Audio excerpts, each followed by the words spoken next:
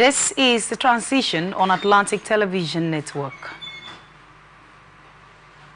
Dynamite explosion rocked the secretariat of the Action People's Party along the GRA axis of Port Harcourt, Rivers State capital, on Monday morning.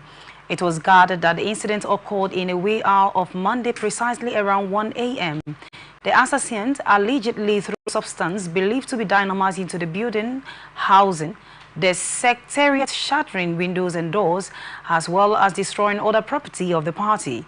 This came amid speculations that the state governor, Siminalayi Fubara, planned to move with his supporters to the APP following the alleged hijack of the People's Democratic Party in the state by his predecessor and the estranged political godfather Nyesom Wike. Newsmen who visited the scene reports that the ceiling and the fitting in the buildings were also destroyed, while some party officials were cited discussing the development. A party official who refused to disclose his identity to our reporter said the incident was politically motivated. When contacted, the spokesperson for the State Police Command, Grace Ringikoko, said she was not yet aware of the incident but promised to find out and get back to our correspondents. Rivers State High Court in Port Harcourt will deliver judgment on Monday, August 12, 2024, on the suit filed by the escalated state and local government and ward executives of the All Progressives Congress (APC) under the leadership of the Emeka Beke against the party's national executive and the 7-man caretaker committee of the APC in Rivers State, led by Tony Okocha. The presiding judge, Justice Sika April, also listened to judgment and final written address from the counsel representing the parties at the last hearing, reserved the judgment for the date to be communicated within 48 hours. In a court circular, Justice April announced that the judgment would be delivered visually at noon on August 12, 2024. He urged the counsel to be punctual and informed them that security would be highlighted around the courts. Sam Etete Swang, representing the sacked state executive of APC, along with Bernard Ezemoye and Ezekiel Ubum for the local government and a ward executive, are seeking a judicial interpretation of the APC constitution and the Nigerian law regarding their suspension and the subsequent inauguration of the 7-man caretaker committee led by Okocha. Stakeholders and youth of Eche simplified movement in Eche local government area, led by former Rep member Nwoku Obona and immediate past House of Assembly member Tony Ejiogu, has expressed bitterness on the performance of the illegal CTC chairman in the Eche John Otamiri for incompetence, fraud and gross misconduct. The leaders made this known during a joint meeting of the stakeholders and youth groups of simplified movement in Eche. They maintained that underperformance of the CTC chairman in the area is disheartening compared with other local governments and has tarnished the image of the governor. They expressed sadness for the continuous embezzlement of funds meant for empowerment in the LGA. Details later on our subsequent bulletin.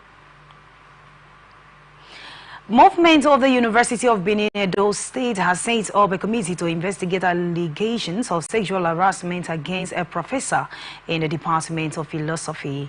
A circular issued by the Investigation Committee Secretary B.D. Jonathan said although the professor's name was not disclosed, the committee urged members of the staff and students with relevant information or who have experienced any related incidents to come forward and share it.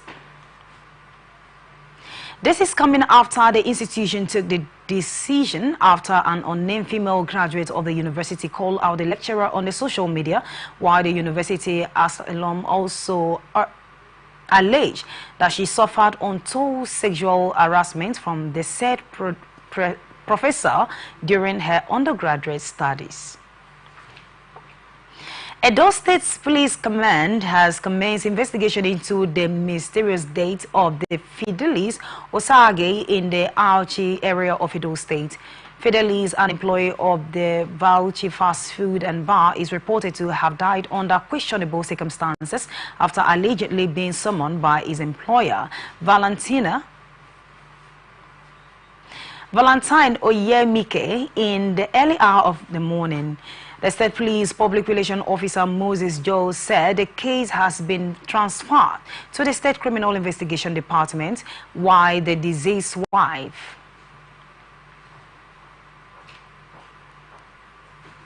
Esther, has called for an investigation into the husband's suspicious death. She later claimed to have contacted the supervisor at the faculty, who assured her that everything was under control, and ended the call, adding that Valentine later called her to come to the hospital, and upon arriving at the hospital, her sister found her husband's body in Valentine's car. She also said the hospital later informed her that the husband's corpse was rejected because it was brought in death. She also noted that she and her sister observed strange marks and injuries on the deceased body, which may have been as a result of torture and pain inflicted before his death. People's Democratic Party in Akwa Ibom State has elected its executive committee members to pilot the affairs of the party for a 4-year tenure at the local government level across the state. A statement by the party's publicity secretary, Mr. Bruno Bassi, on Sunday said each of the 31 local government areas in the state has a total of 18 chapter officers, including one person living with disabilities in the LGS, hereby bringing a total of persons living with disabilities to 31 across the state.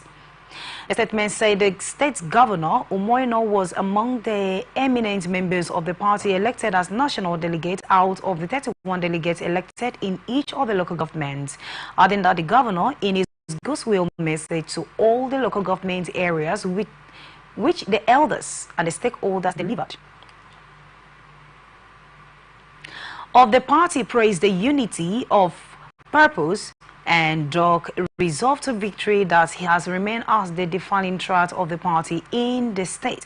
The governor charged the newly elected officials to be prepared to work assiduously to steady the party on the path of successive electoral conquest in Akwa Ibom State. While the chairman of the PDP, Aniekan Akman, while addressing stakeholders, reminded that all of the need to elect officers who are ready to make the needed sacrifice of stewardship and will draw more faithful supporters to the PDP in Akwa Ibom State. About 3 persons have been adopted along the Mkpolugo Road in Igorita local government area of Anambra State by unidentified assassins. Although the details of the incident remain sketchy, eyewitness said the named assassins kidnapped the 3 men at different locations in the community early Sunday after attacking a police checkpoint at the Omota Junction along the Newi Oba Road, where a police officer was killed 2 days ago. A community leader who craved anonymity for fear of being victimized confirmed the development, said the gunmen invaded the area at about 7:30 a.m. and whisked the victims away in their various vehicles. Also, the President General of the Mkpolugo community, Professor Ferdinand Nzeruku, said the 3 men were kidnapped at different locations in the community by the heavy-armed men, while the victims had just returned to attend an occasion that was held on Saturday, which was organized by the women of the community as part of their August meeting. When contacted, the spokesman for the Anambra State Police Command, Tochukwu Ikenga, said investigations were ongoing.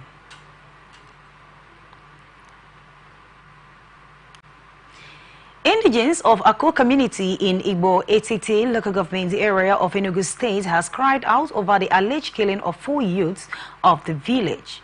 According to the indigenes, the youths were killed when they went to a neighboring community in search of 3 of their kinsmen who were adopted, and the Aku indigents are pointing an accusing finger at the people of Ikolo community who had land disputes with them. While addressing the newsmen on behalf of the Aku community, the chairman of Aku General Assembly, Engineer Innocent Okechukwu Dioke, appealed to Enugu State government and security agencies to ward in and save them from the alleged attack from their neighboring community.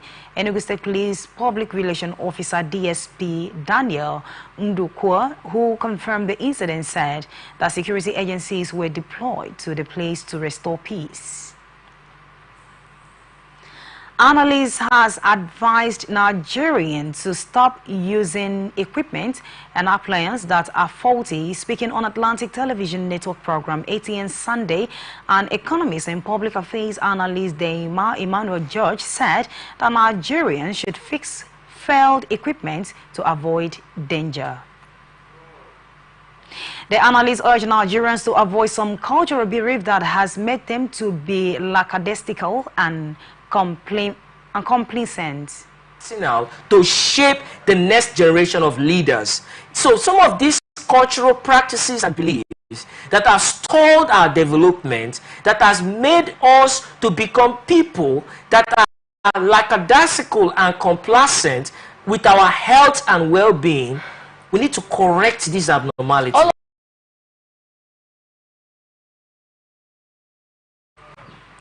This is coming after the Lagos State Police Command confirmed the date of a 17-year-old teenager who was electrocuted while working with his stepfather at a building construction site. Osun State Internal Revenue Service says it will begin to clamp down on business premises that have failed to fulfill their tax obligations to the government. A statement issued by the information officer Oluwaseun Ayeyin said the agency chairman Adesola Adewumi gave the warning during an awareness campaign held in Osogbo, the state capital, warning that the state government would seal off the defaulting business premises. Adewumi said all tax defaulting businesses in the state would pay up their dues before the clampdown would again begin. The chairman, who was represented by the Director of Legal and Enforcement of the agency, Deji Atoyebi, said that statewide by May and therefore advised all the tax defaulting businesses in the state to avoid any inconveniences that may arise during the closure. Ogun State Police Command says 4 persons have been arrested over the recent killing in Kutu area of the state. The State Commissioner of Police Abiodun Alamatu said they were arrested in relation to the killing of the barber at Isiala Ojakuto by suspected cultists, and few days after the barber was killed. A POS operator, Fatai Kainde, was chased from his shop located inside the market down to under the Kuto Bridge, where he was butchered and killed. The disease, popularly known as Fighty, is a son of the Bale of Kuto community. Eyewitness said the victims are most likely to have been killed by the same rival cult group, as the assassins used the same vehicles that the barbers. Adding that the state is not a haven for criminals, and reassured that those responsible for the killing will be found and brought to justice.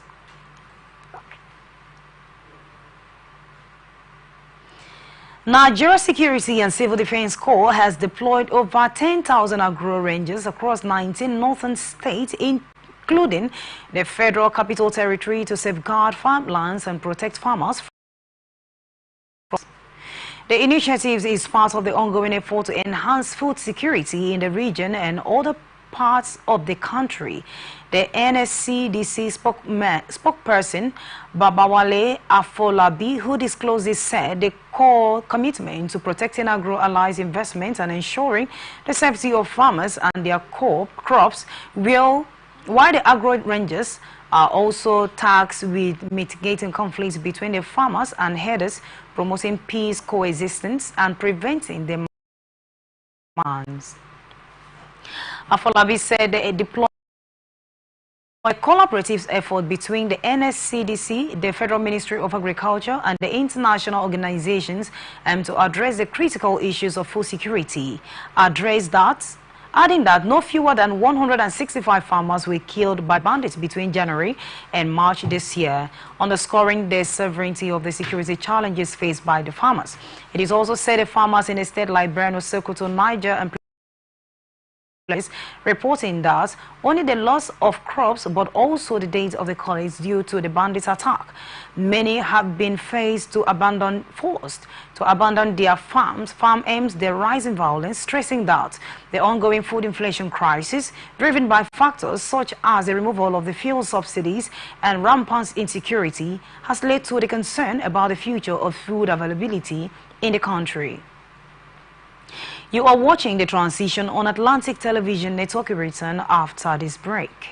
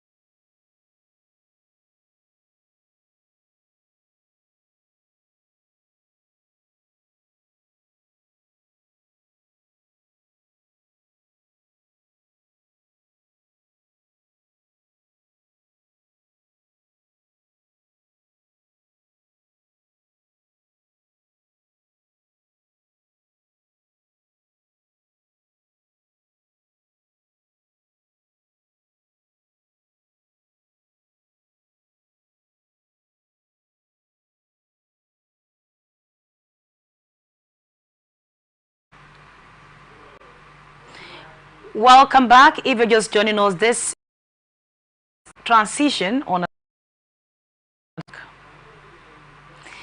Senate in the National Assembly has strongly denied allegations suggesting it is involving in the determining its salaries or receiving special fiscal packages for the presidency.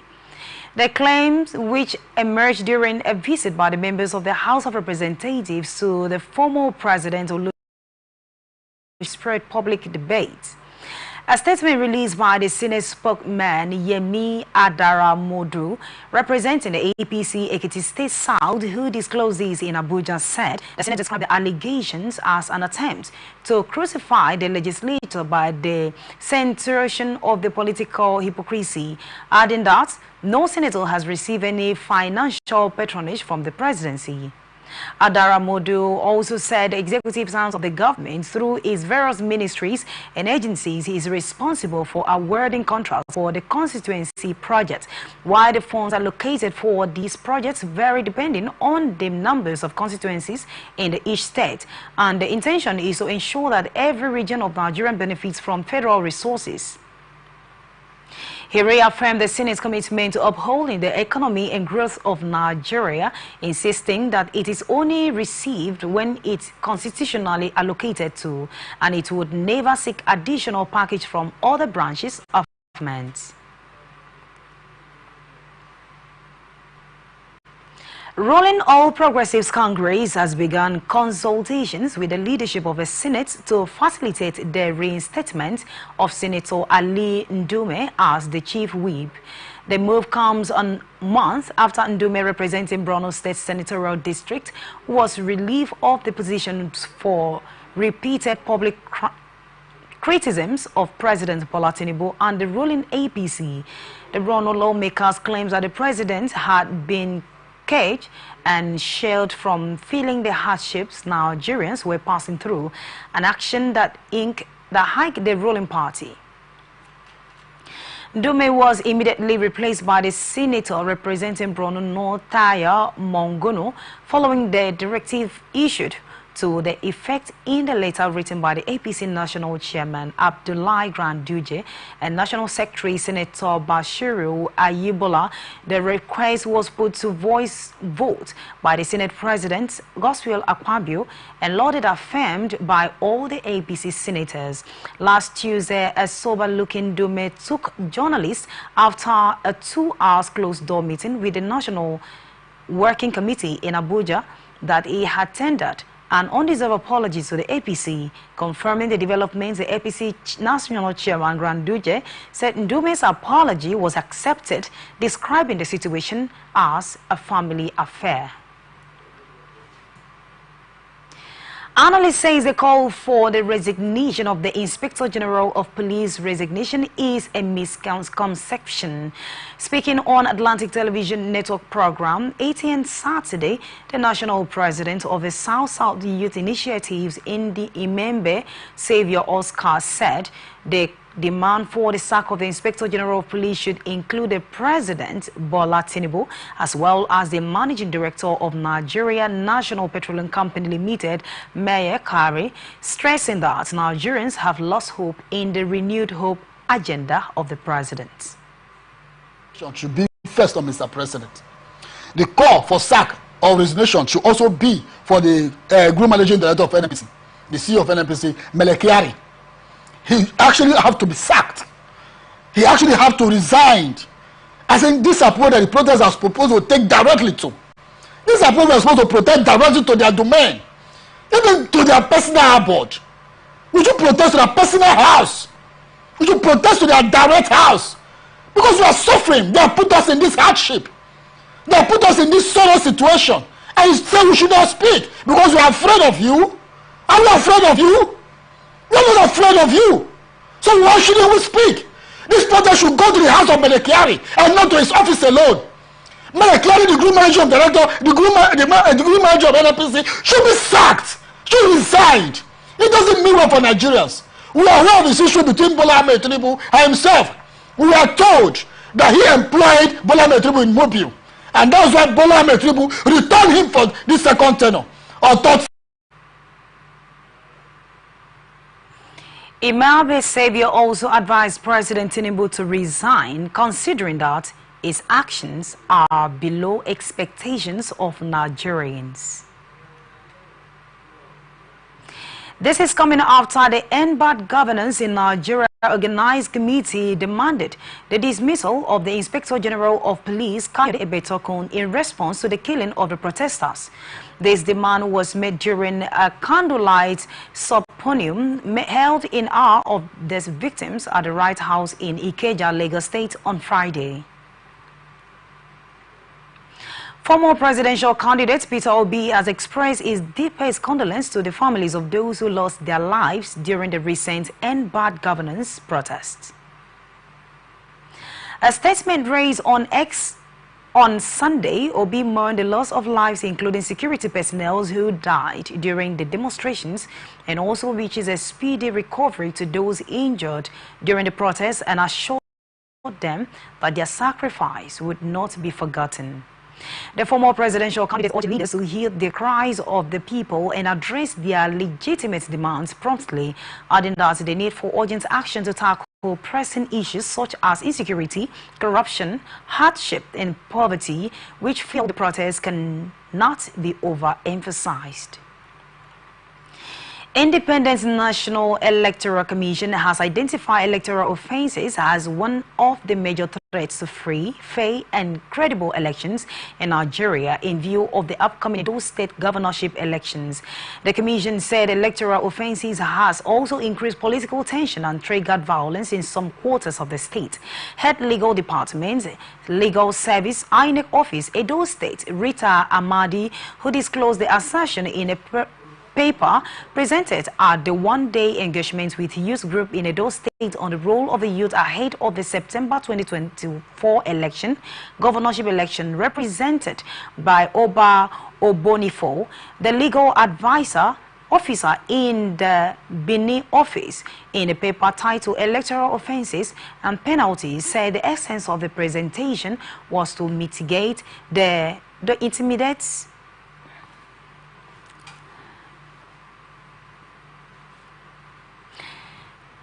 To intimate the electorate, especially the youth, of the existence and applicability of the electoral laws, as well as the punishments and penalties when breached, adding that the prosecution of the electoral offenses in Nigeria, which has become a Herculean task.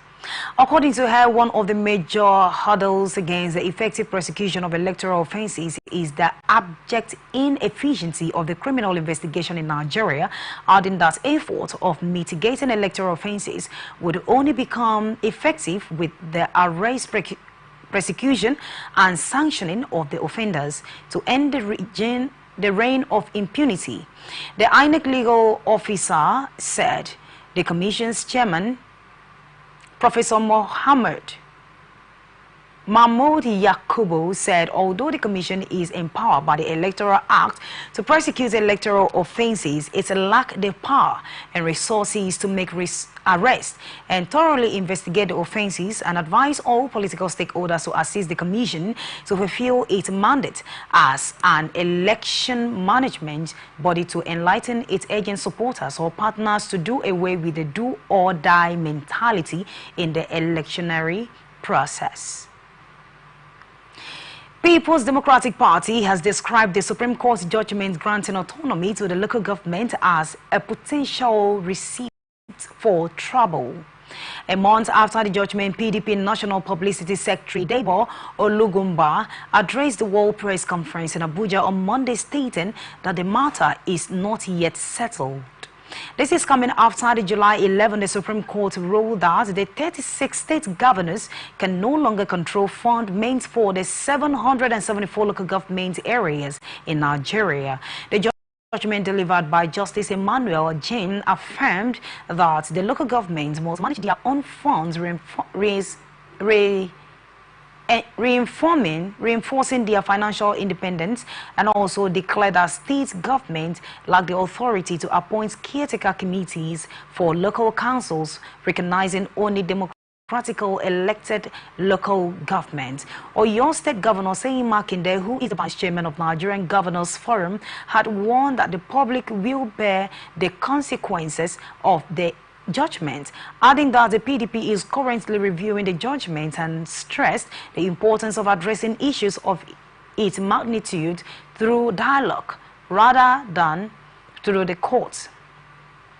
The PDP spokesman said if it should arise within the local government, the chairman will reach out to the state governors who, not the federal government, adding that governors have a crucial role in managing local governments. And now to business reports.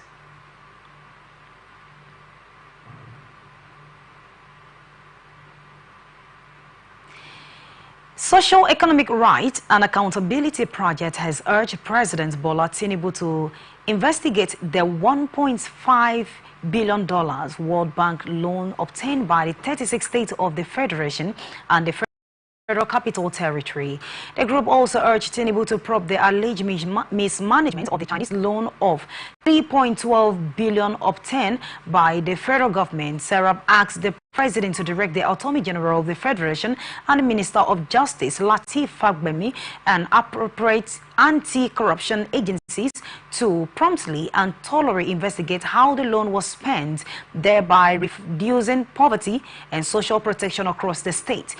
A statement signed by the group's deputy director, Kola Wale Oluwadare, Serap said individuals or agencies suspected of corruption and mismanagement should face prosecution as appropriate, stressing that if there is sufficient admissible evidence and any process of corruption should be fully recovered. The group told Tinubu that his administration has a legal responsibility to ensure accountability for the spending of the loans obtained from the World Bank, and China do not lack of transparency and accountability in the management of the World Bank loan and Chinese loan obtained by the state and the federal government. 700,000 manufacturers and macro, small and medium enterprises have expressed intention to become beneficiaries of the federal government's 150 billion naira loans to help businesses in Nigeria to navigate the current economic crunch. The Minister of Industry, Trade and Investment, Doris Aniete, who disclosed this, stressing that the ministry was working tirelessly to ensure prompt release of the fund to eligible businesses, while over 630,797 citizens have benefited from the presidential conditional grant scheme. This is coming after this December 2023. The federal government unveiled the presidential conditions grant scheme as part of the presidential palliatives programs aimed at supporting businesses to navigate the economic crunch caused by government policies, and the funds dedicated 775 billion naira to SMEs and other 75 billion to manufacturing sector. The minister, speaking through their special advisor strategic communications, Tafa Gaido, said the disbursement would not be done in batches, with the phase set of disbursement to commence soon, adding that the government was well aware of the current business climate and created the fund to help Nigerians businesses navigate the harsh economic conditions. Former Vice President Atiku Abubakar has advised the Dangote Refinery and the Nigerian Upstream Petroleum Regulatory Commission exchange over the supply of the crude to the refinery. Atiku, in a post on X handle, said the nurturing and the development of the 650,000 capacity refinery should be a primary focus, adding that this fundamental principle applied equally to the investment, whether they were local or international in nature, and call upon all Nigerians to take resolute actions to provide reassurance that both internal and external forces which are not collaborating to prevent them from reaping the benefits promised by its actually anticipated transformative endeavors. The Nigerian Upstream Petroleum Regulatory Commission, in a statement by its management, said as part of its commitment to ensure the enforcement of Section 109 of the Petroleum Industry Act 2021, 9 refineries will supply crude despite low crude oil production, adding that a strategic commitment to Nigerians' energy security and led to the facilitation of the supply of 32 billion barrels of crude to Dangote Refinery and other local producers in the first half of 2024. Still ahead, international tidbits.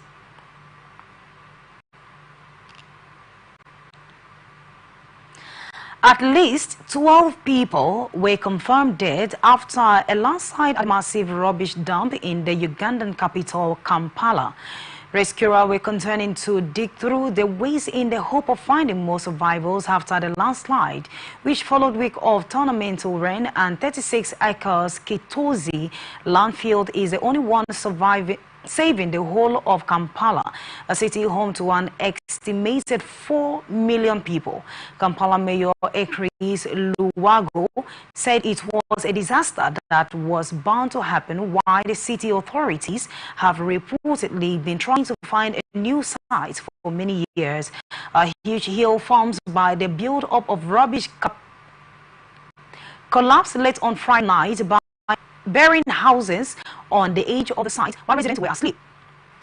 Reported the Reuters news agency, while on Saturday the death toll was given as 8, including 2 children. Kampala police spokesman Patrick Onyango on Sunday said 4 more bodies had been retrieved, while 14 people had been rescued.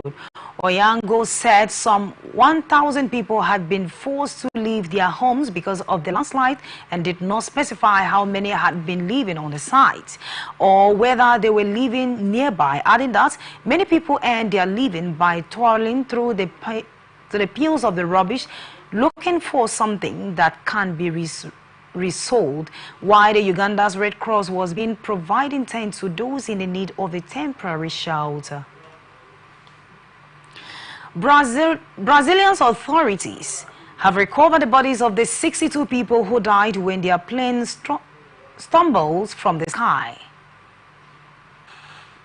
Experts have commenced examination of the dome's aircraft black box to determine the cause of the disaster, and why two are already being identified through fingerprints, with Vinedo Mayor Dorio Pencheco saying that they were pilots and co-pilots. The Central Chief Marcelo Moreno said the twin-engine turboprop built by aviation firm was flying from Cascavel in the southern Paraná state to São Paulo's Guarulhos International Airport, while experts from the Brazil's Aeronautical Incident Investigation and the Prevention Center have begun analyzing two black boxes recovered from the wreckage containing carbon conservations and in-flight data. Brazilian's Air Force said it planned to publish a preliminary report within an estimated 30 days, while a joint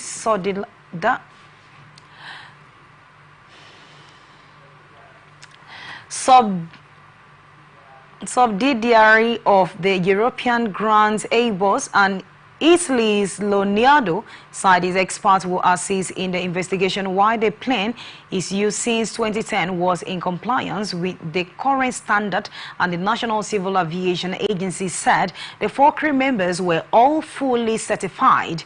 Viopa's operation director Marcio Mohara said the plane had undergone routine maintenance and the night before the incident, and that no technical problems were found.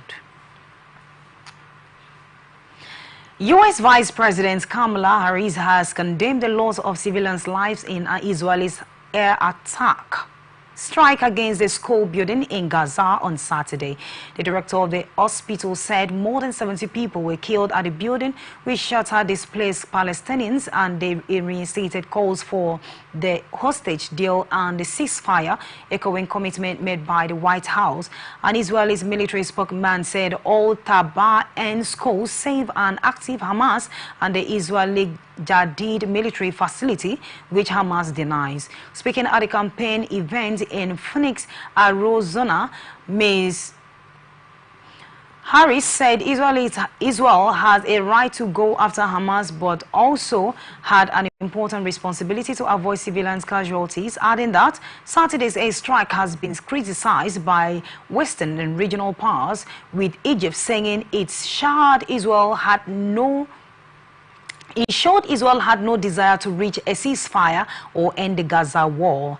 Ferdinand, head of All Ally Hospital, where many of the casualties were taken, said around 70 victims were identified in the hours after the strike, with the remains of many others so badly disfigured that identification was difficult, while the statement by the Israel Defense Force and the Israeli Security Agency said at least 19 Hamas and the Islamic Jihad terrorists were eliminated in the attack.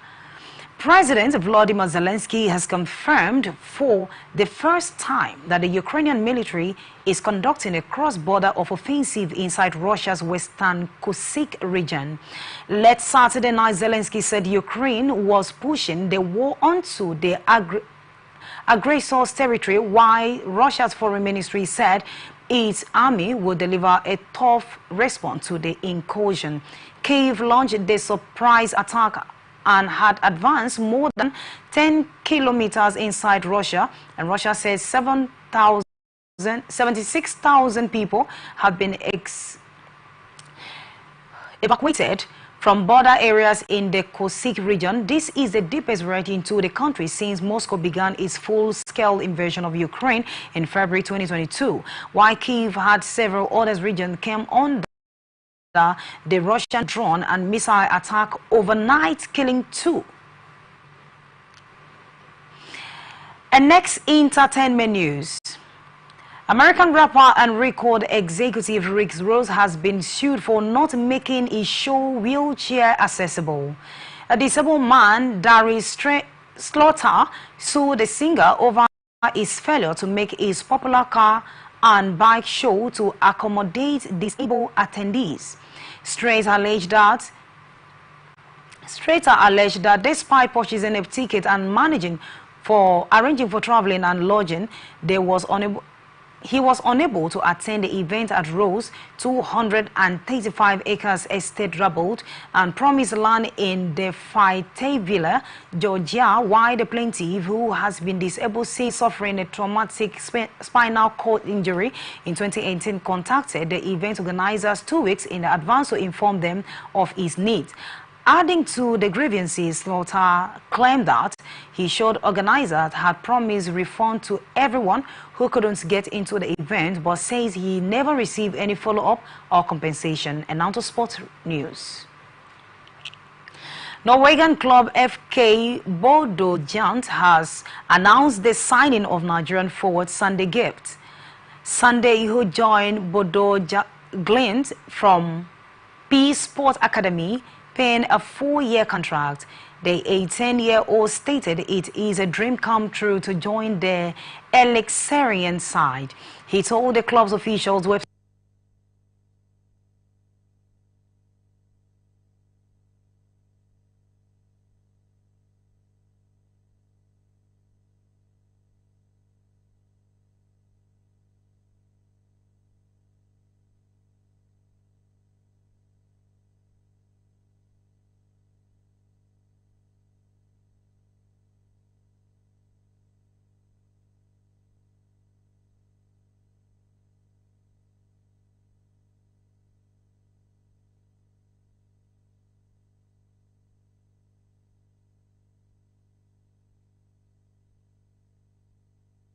so who does that?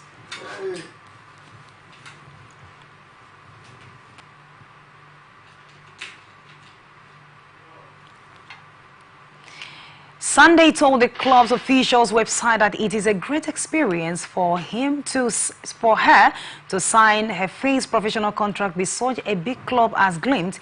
It is a dream come true. The club sponsoring director Harvard Zakarian is also delighted with the striker's arrival.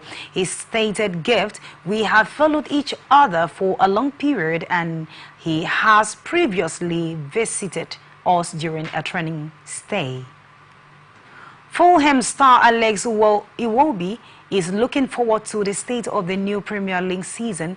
The Whites round up their pre-season campaign with a 2-0 win over Bundesliga club Fulham on Saturday, while